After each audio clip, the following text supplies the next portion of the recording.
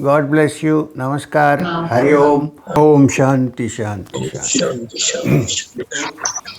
Today's session, can we start with questions? Yes, please. Please give me the freedom to not answer or answer questions. Okay? Start.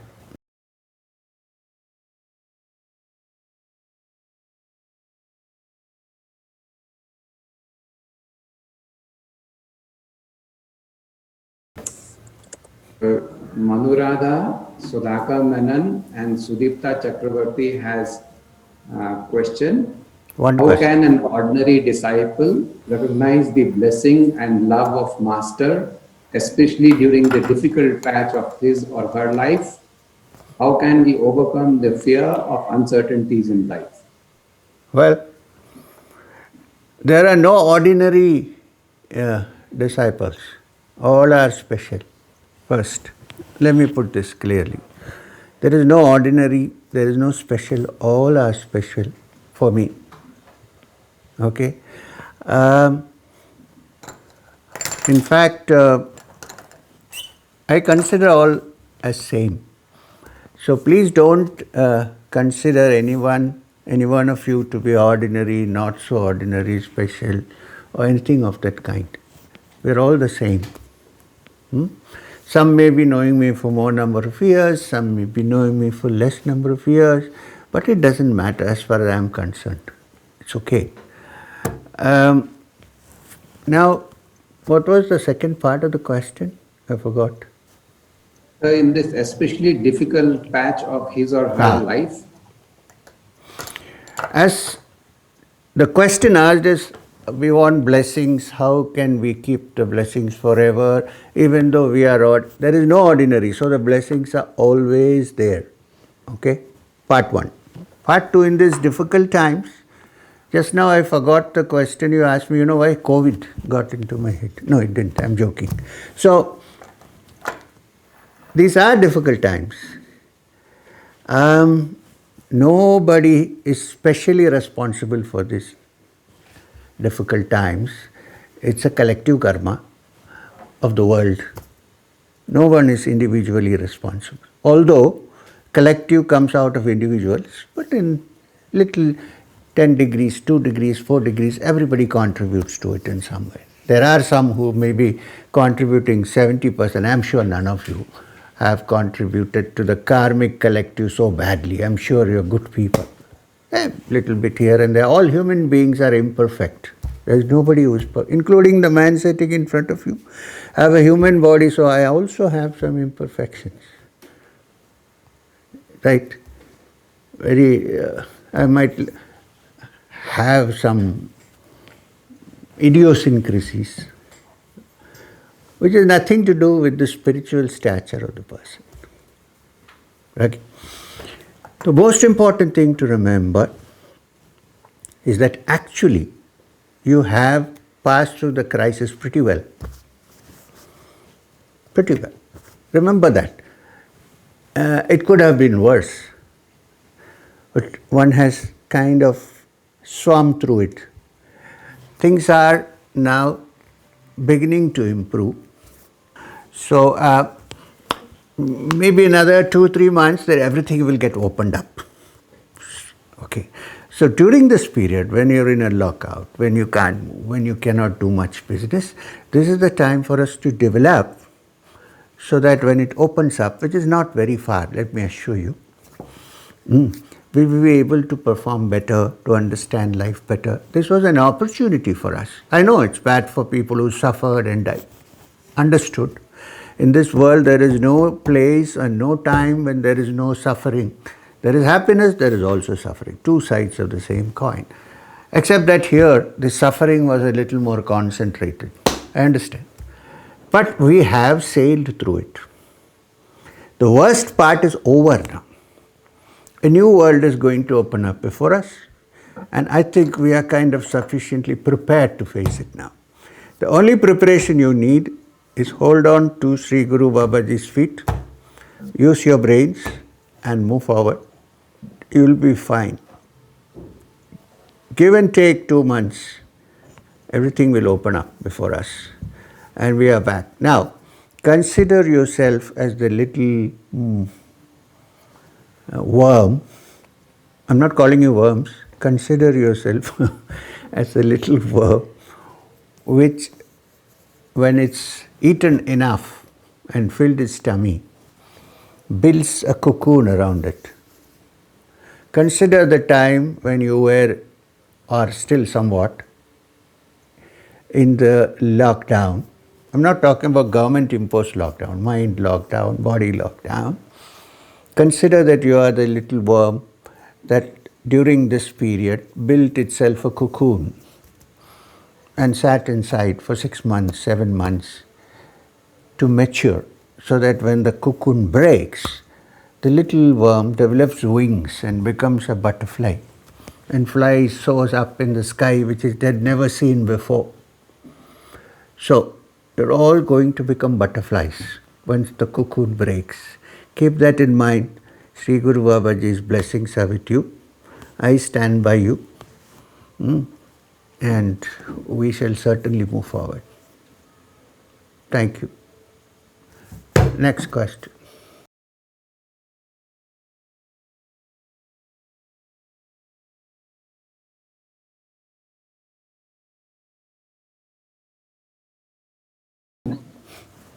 Second question, Guruji, is from Mr. Biju Bhaskaran.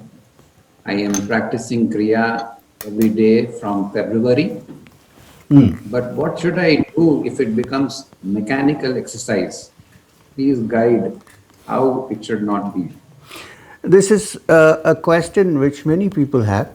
Although he has asked a question, many people have this. It becomes mechanical. I'm sure you also have asked me a couple of times. It's becoming mechanical. What shall I do? Sudipto came to me long ago and said, it's becoming mechanical. What? Rekha asked. So many people ask. The reason is, look, suppose you are accustomed to having a drink in the evening. Suppose. I'm not saying you are. Suppose. Look, I'm not accusing anybody. Anyway, suppose you're accustomed to that. And in the evening, when it is 7 o'clock, I went to Bangalore club once and I said, it's 7 o'clock, I'm going to stop the talk because the bell rang and I know where you're going, to imbibe the spirit. That spirit, not this spirit in the bottle. So, at that point, does anybody feel mechanical or bored, even though you go every day and sit there at the bar? Or is it an enjoyable experience? If your liver is still intact. Somebody asked a question, is life worth living? They said it depends on the liver. One who lives and also the liver. So, when this happens, are you bored? It's mechanical. Every day you go and sit there. No, you're not bored. Why? Because you are absorbed in the spirit that comes in the bottle and you're not bored. In the same way, you have to keep trying and trying.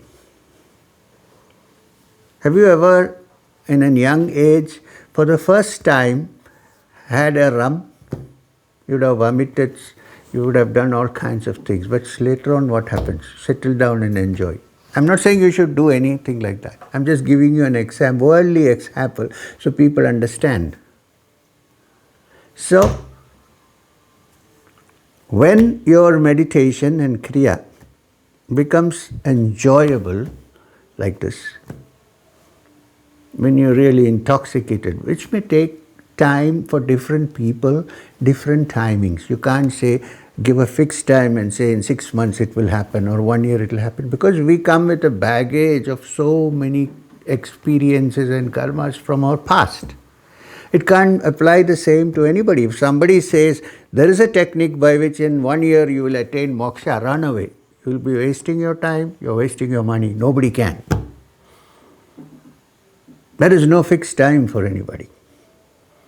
So, keep this in mind, that you need to keep on practicing and you need to see the urgency of the practice, and you need to understand at the end of the practice there is bliss which cannot be found anywhere, including in a peg of single malt.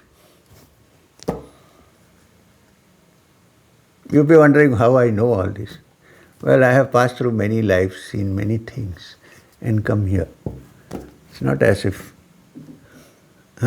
So therefore what happens, last time what was I saying? See, this is COVID, something is affected. What did I say? Can anybody repeat? So you have spent many lives from single mall to this place.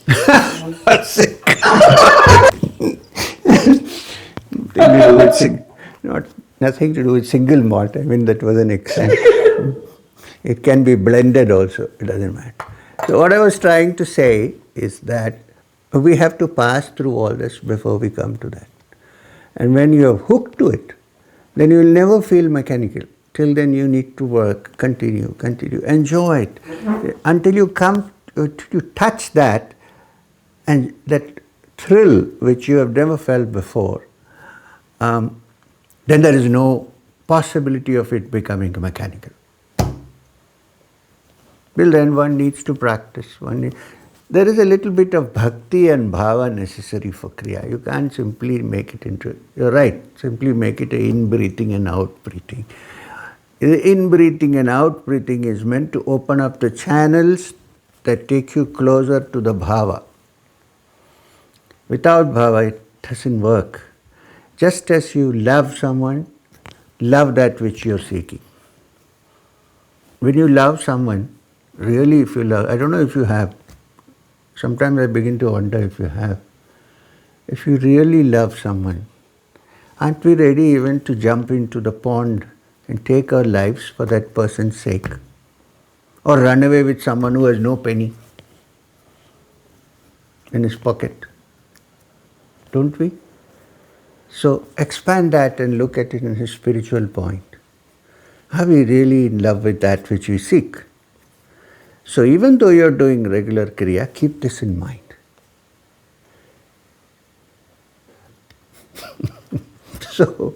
So that's it. Keep trying. Love what you're doing. Don't make it a mechanical practice. If you find it mechanical, you're allowed to get up, go for a walk, come back and sit down. No harm. We are not teaching you how to drown your sorrows. We are teaching you how to be free of them. So it takes time. Drowning is easy. Okay, next question. Good questions, I must say. Thank you very much. Question is from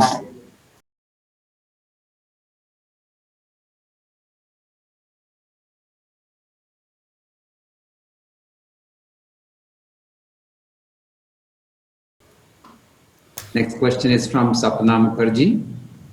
How do we change our pravritris when they come in our way of sadhana? Yes. So again I have to hark back to what I said before. You make it so important and so urgent and so necessary that no obstacle would stop you from going there. I'm going to give an example. It might sound silly. You know, in October, November this season, the dogs, the female dogs get into something happens to them. And the male dogs detect that from far away. If you're driving on the road, it's the most dangerous time to drive, because there will be one lonely little female dog, I don't like the word bitch, female dog standing there. I'm saying because I love dogs anyway, standing there. And there are half a dozen male dogs on the other side of the road looking at her. Car, bus may be coming at full speed. They can't see anything. They want to jump and go to that female dog.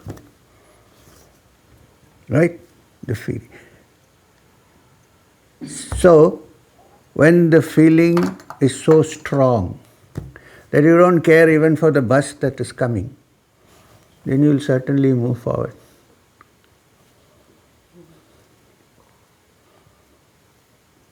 Don't jump before a car. That was an example.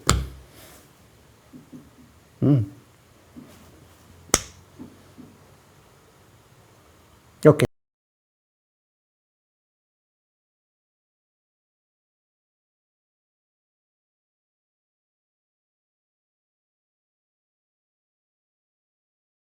Next question is, can I ask the next question, sir? Please. Next question is from Gopala Krishnan H. During our daily routine, when we have 45 minutes to 1 hour to do Kriya, could you please guide us how much minimum time we should put for Mahamudra, Kriya Pranayam, Bhairava Pranayam, Kundalini Pranayam and meditation? Actually, if you go on to the YouTube, I have described 2 or 3 times the exact timings. But one need not be so exact on the timings. One can shift a little bit here. That's not important. The important thing is things like Mahamudra, which facilitate the Kriya, and things like Guru Mantra, which is essential. And the main thing is the central Kriya Pranayam and the quiet meditation at the end, and the Guru Mantra to begin with.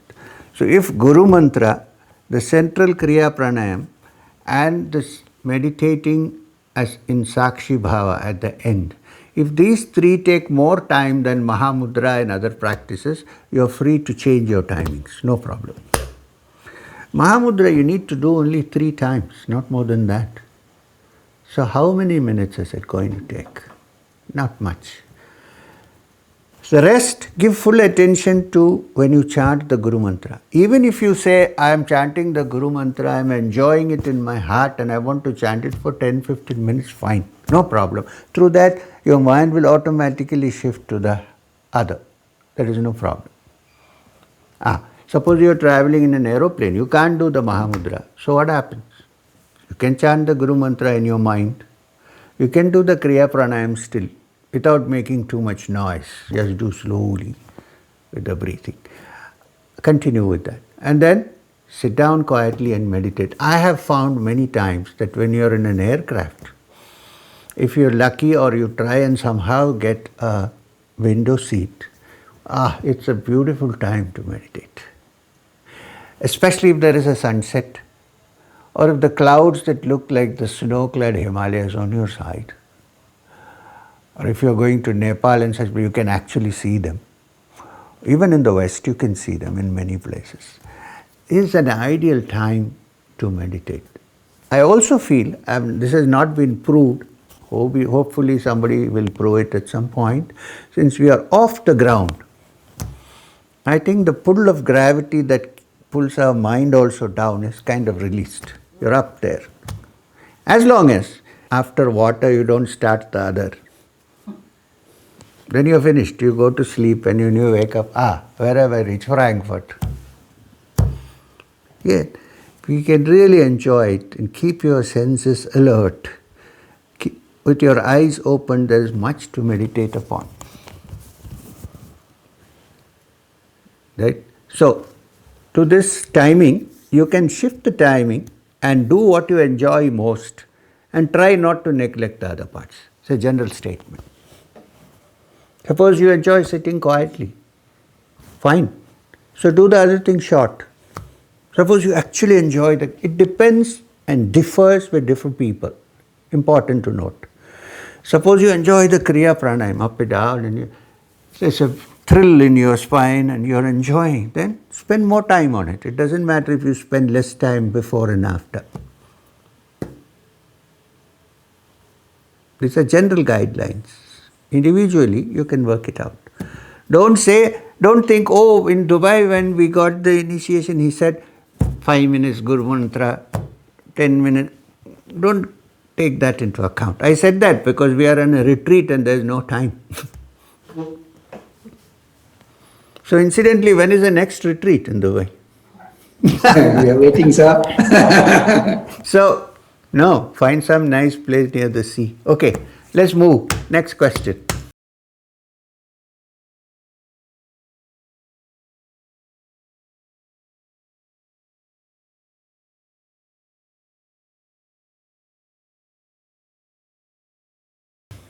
Mr. Siva Prasad has asked, considering the challenges of materialistic world, what should be the daily routine of a person who is very serious in spiritual path for achieving Kaivalya? Can one achieve Kaivalya if he or she follows certain routines together with normal family life? There have been cases in history of many great people, many great yogis who have been living. Even a perfect example is, if you don't know yet, is Shyamacharan Lahiri Mahashaya. Hmm. He was a married man. He had two children, two sons who also eventually became yogis. Um, he lived a family life after retirement. Till he retired, he was working. He did not take voluntary retirement. He worked till the end and then he retired, went to Banaras and settled down. If so, all of us, I am a family man myself. Moksha and Kaivalya do not depend on your status in married life. I know many unmarried people who are still stuck. Right? Because nowadays it's so difficult to be true sannyasins. Very difficult. Very, very difficult. Because how is a true sannyasin? Today it's almost impossible. You have to beg for your food. You have to walk barefoot. You don't have a permanent residence. Or if you stay in one place, you stay there without moving. Akal Kotkar Maharaj. These are all perfect examples of sannyasins. Where are the sannyasins now to find that way? Very difficult to find. We are all I am not a sannyasin, but generally quite well fed in the ashram. When you go for bhiksha, it means you go to a few rich person's house who washes your feet and gives you food. This is bhiksha. Is that bhiksha? Bhiksha is madhukari. You go from house to house and collect a little bit of food, like the bee collecting nectar from each flower and then bring it together and eat it. Consider which it's out. So we are all worldly. Just because a person who lives in an ashram is unmarried doesn't make him a sannyasin, because he has a big ashram family. Him or her. It's all, and you have no idea about politics in ashrams. Whether the head is married or unmarried, doesn't matter, there is politics. And in a small place, there is more politics than in a big place. Because there are very few people, they can't vent their emotions freely, so they fight with each other. They may not do it. There is one ashram I know, I don't want to name it. I've been there also. Good place, Himalayas. They address each other as Om. They don't want to call names because everybody is part of the divine, so they call each other Om. The only difference is, sometimes it is Om, very sweet. Sometimes Om, come here. Now what Om is that? Sometimes it is Om, okay. I know you are digging my grave, I'll dig yours. Om. So, you know what I am talking about. So, in this life, in this world, at the present stage of evolution, it is better to lead a family life. Moksha and nirvana does not depend. Yeah, in the end, if you finish your work, you can go away somewhere and take sannyas. Be a true sannyasin then. And don't come in out and do things with others. Leave it. Otherwise, it's better to stay with your family. You will learn many things in living in family life. Getting married is a very good beating for your ego, which an unmarried man does not get. There is no source. I'm not against unmarried people. If you're truly brahmacharis and free, that's a different, very rare. That's what I'm trying to say. It's very rare. So, you think, oh, you're doing a great job. Your wife thinks you're being stupid. Isn't that a good way to manage the ego? So you have to take care of the not talking about myself. You have to take care of your circumstances and see how they contribute to your moving forward in the spiritual field. So, and as far as nirvana is concerned, there is no time limit. No one can put a time limit on that. No one can say now, then, tomorrow, day after. And anybody who is really realized his inner self, whom you may call self-realized, suppose there is somebody, that person will never say that I am self-realized because there is no self. How can you say it? There is no self left. It is finished. Then that is realization.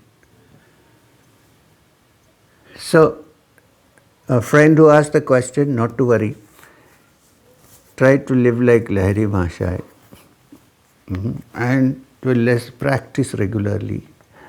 Moksha does not come through practice. There is no technique for moksha. It comes through understanding that ultimately this world is full of traps. Even a smile is loaded. I'm not saying you should be cynical, but facts. So, considering this, if you feel, I want to get out of this and be free in my original essence, when I want to understand, you must have heard the Nirvana Shataka, I did it some time back. You must have heard others also. When you understand this Chidananda Rupa, Shivoham, Shivoham, you're on your way to moksha. There are hundreds of people who don't know Kriya. That doesn't mean they will not attain moksha. Please understand. What Kriya did Mirabai practice? Nothing. On the other hand, what Kriya did Ramana Maharshi practice? Nothing. I am not saying that we are Mirabais or Ramana Maharshis, exceptions. All I am trying to say is that even if you have by Babaji's grace got Kriya, treat it as a sacred thing that has been given to you to keep your mind on moksha and move forward. Keep this in mind, and one day I pray, hope and bless that you become free.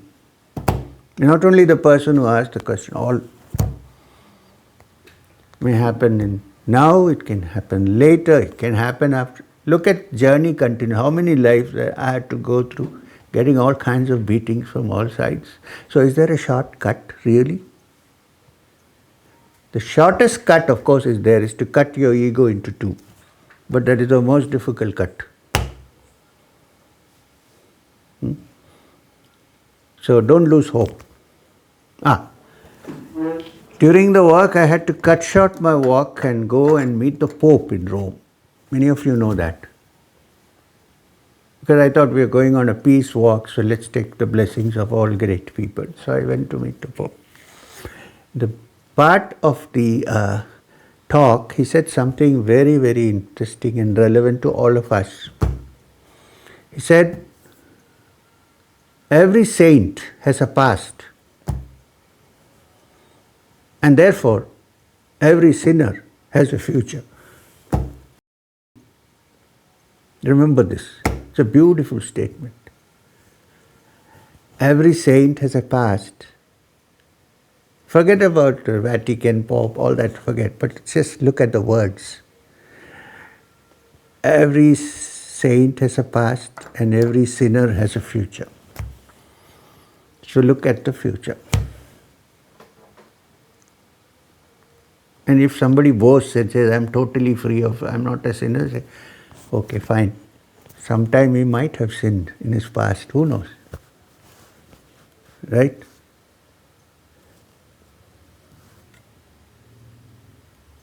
And the greatest sin, according to me, is to be self-centered only, not think of anybody else.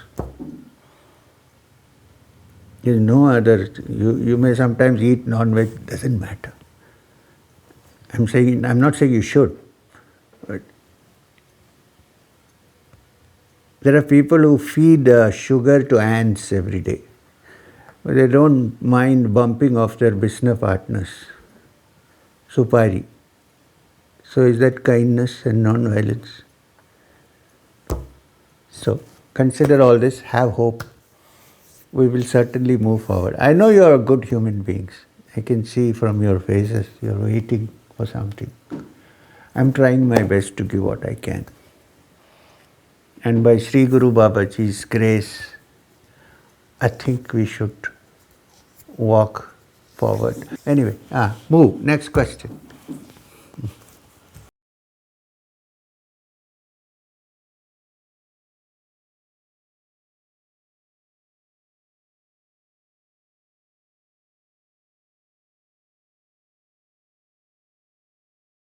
It is next question is continuation of what you said from Samata Desai.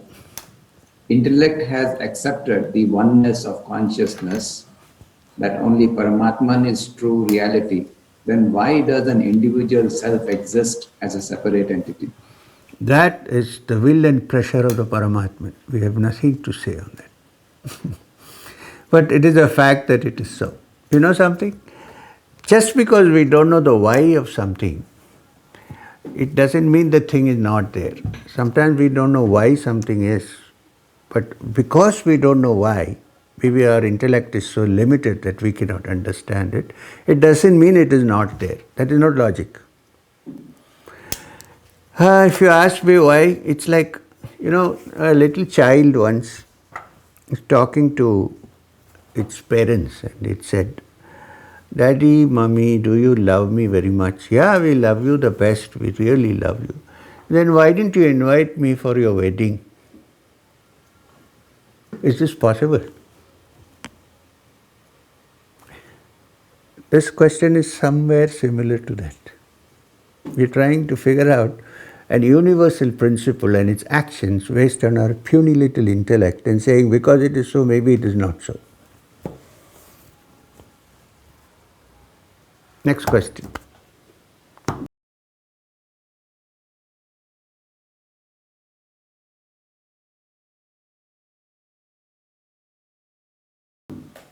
Where it is often said that let go.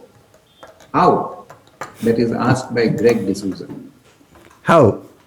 Let go and rejoice. How? See, letting go means, first of all, to keep your mind clear of all the bitter experiences that you have had in the past, and also to not make your mind dependent on all the happy experience that you have in the past.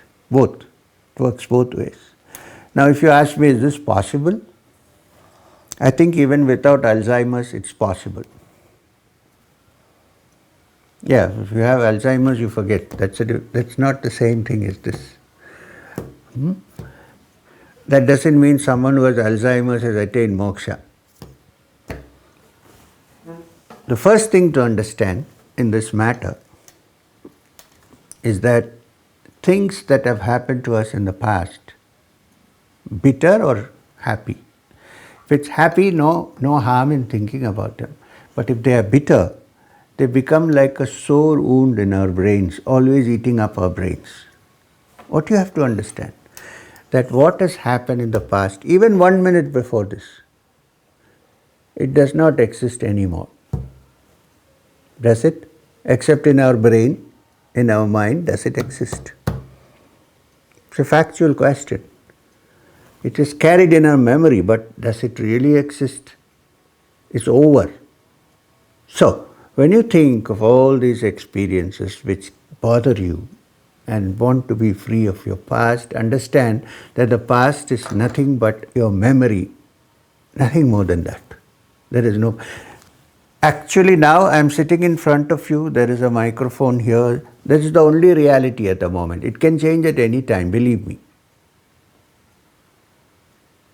So, to understand that the past is nothing but our memory, and therefore there is no point in ruminating about it, and therefore be able to discard it is the way to get out of the past. There is no other way. If your mind is engaged in something really good and interesting and blissful, then you will not think about the past. It is gone. So if I may suggest, every night when you go to sleep, you see deep sleep, in sleep we are all equal. You may call me a spiritual teacher, you may think, oh, I am listening to him, so I am not, and so on. But when we sleep, we are all sleeping in the same way. The Ratan Tata and the man who opens his car door sleeps. Both sleep. And both sleep comfortably. There is no guarantee that one who has a softer bed is sleeping better. There is no such guarantee. Everybody sleeps. It's a common ground. So, when we go to sleep at night, sleep is like a mini death. You don't remember, everything is over. Don't carry these things in our head. Can we say, I'm dying now? When I wake up in the morning, it's a new birth. Throw everything out which you carried from yesterday and wake up new. If this is possible, then you realize how to free yourself. It's not possible in one day, perhaps, but it's possible if you keep working on it. Do you know that people might have lived a married life for 40 years and haven't really looked at each other's face in the morning except for the first 2 weeks? I don't know if you've thought about it. Because in this years of living together, because of our likes and dislikes, of past, of our memories, we have developed an image. And we cannot look at the person because we already have an image. That person cannot look at us because she has or he has an image of us. There is no communication. And this whole world is a product and result of this miscommunication, wrong communication. Two images communicating with each other. There is no reality. So, let me shorten it. It's a long Vedantic class, so let me make it short. When you go to sleep, discard everything. When you get up in the morning, say, it's a fresh day. It's a mind with its memories that builds up the barrier against the truth. Let it go. If you're willing to let it go, if you want to stay with it and play your harp, it's up to you. You will never get free. Discard.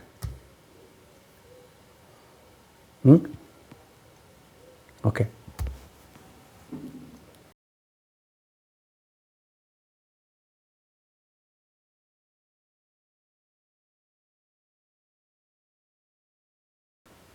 Next question is from Ayub and Shiba. Actually, you talked about mind. What is the difference in mind, intellect, and consciousness?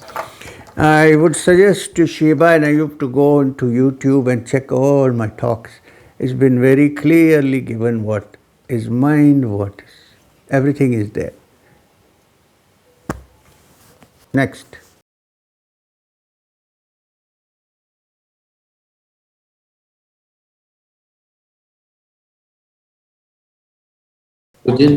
Sujin Balakumaran, he is asking, is there a difference between prana, jiva, and atman? It's all there in the YouTube, but I can repeat in a few sentences. Prana, Jiva and Atma. When the prana is the life force that moves in our system. It is not breath. Breath is Shwasa. Prana is the life force. Fortunately, the prana and the breath are very closely linked to each other. So if you control the breath or manipulate the breath, you can also handle the prana. That's one thing. But prana is the supreme energy that has been there from the beginning of time to now. The Shakti, that is prana. And the most important prana is called Mukhya prana. The Mukhya prana is the one that does all the work in building the body and the mind, and then it goes and resides quietly at the bottom of the spine. After having done all its work, it's not spent. It's full of energy always. That is prana. The real prana is that which sits in the Muladhara. The other pranas, Udana, Samana, Vyana, these are all different modifications of how it operates in the system. Okay. Jiva and Atma. there is one Atma, which is consciousness. Jiva is when that consciousness operates through a small center, like in us, in you and me. When the Atma operates through a small center, then that Atma is considered a Jiva Atma or Jiva. When that differentiation moves away, then there is only the Atman. Yeah, this Atman can be called Paramatman, Atman, anything, because the word Atma means me, I. The actual meaning of the word Atma is I, myself. And when all differences are removed, the yogis have in the past and now discovered that there is only one Atma. There are no many. There are many jivas when it operates through different centers. Next.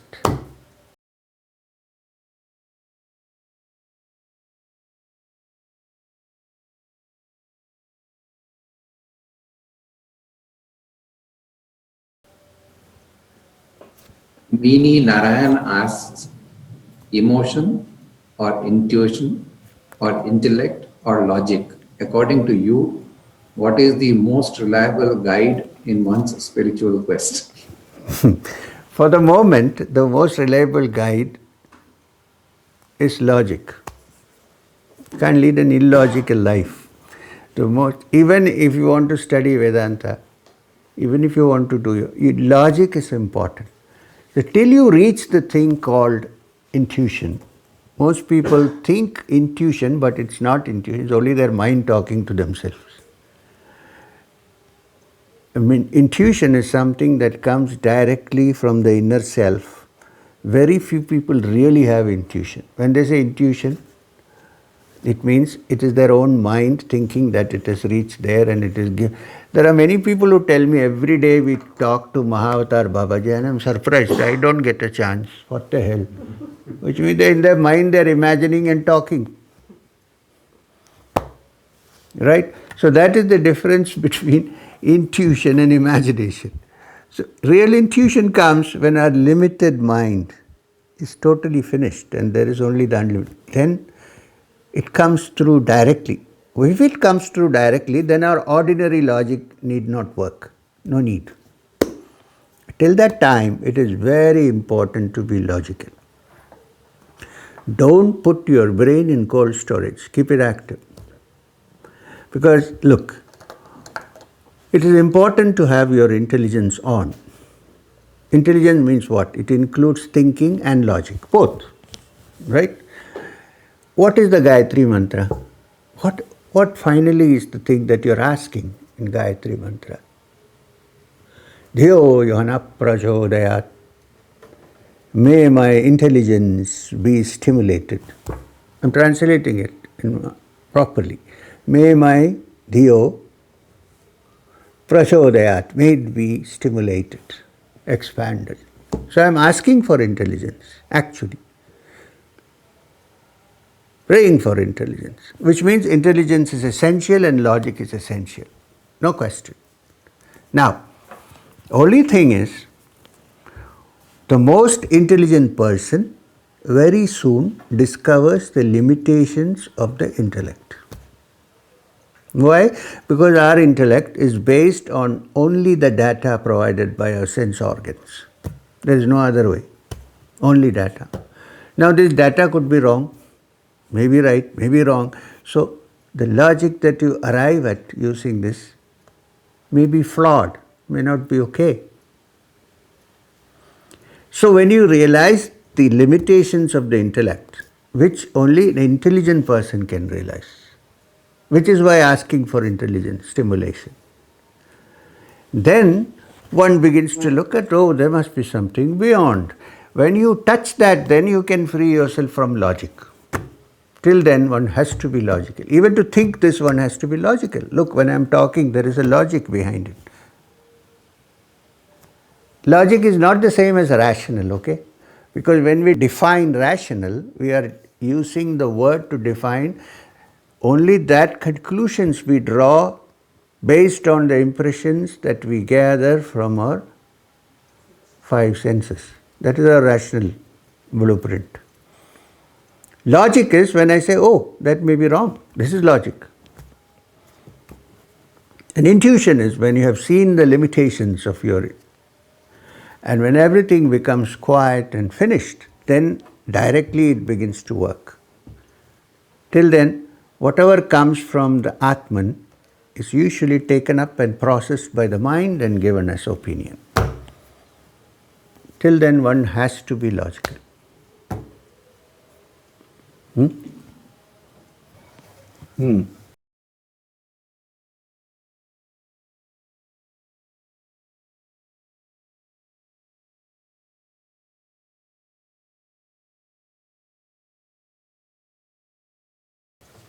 Renu Shore is asking, when we are mindful and aware, we start realizing and understanding deeper reasons behind our existence. Right. How to deal with the conflict of only you are able to understand and no one else around you, and the constant struggle of knowing and still living in it. You can't help it. That's part of the process. When you realize this, there is no guarantee that the other person realizes that. What is the guarantee? I know certain things, but I can't expect everybody to know that. So, if that person doesn't know that, naturally they will live according to their understanding. And we need to adjust with that and carry on with life. There is no way out. I might be thinking that the highest aim in life for me is moksha or nirvana. Someone close to me may not be thinking that way. For them, nirvana may be going to the mall and walking around for 2 hours, usually looking at other people's faces. So, how do we match? You cannot match it. So, you have to leave it there and you have to lead your life. And if the person is close to you, you don't have to unnecessarily criticize because it doesn't work that. When you go back, your food may be cold. So, I'm a married man, I have lived my life, I understand. So, you have to lead your life and not let your life be influenced at the same time. Don't try to interfere too much with the other person's life because their understanding is different. But don't consider yourself in any way superior. That's where the whole clash comes. I am superior because I am walking on the path of truth and the other person is not. How do we know? Maybe that person is there to test you. Maybe Babaji only has sent that person to test you. How do you know? You don't know. Right? So be kind. Be kind. Be good. And carry on with your life. If you feel something and if you think the other person is not understanding this, you can do nothing about it. You have to carry on with your life. Today we have exhausted our time for question answer. The last 5 minutes is for meditation. Sure. And we meditate with you, sir. Sure. So what you do is you chant all of you together Om 3 times and then close your eyes and meditate. And while you are meditating, when the time is over, I'll say Hari Om Tat Sat so you can open your eyes. So chant. Together.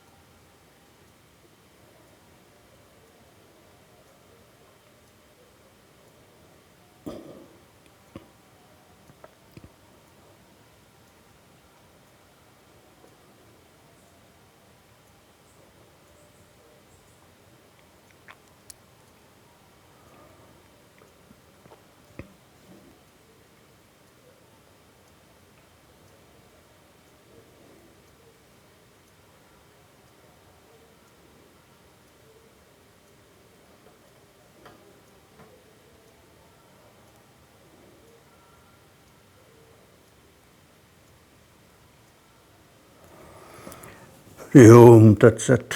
Om Shanti Shanti Shanti.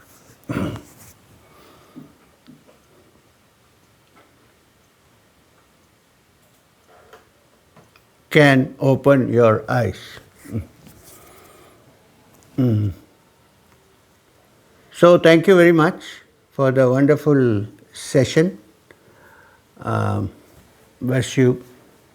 Thank you. Thank you, Bhagwan. Thank you. Thank you. Thank you.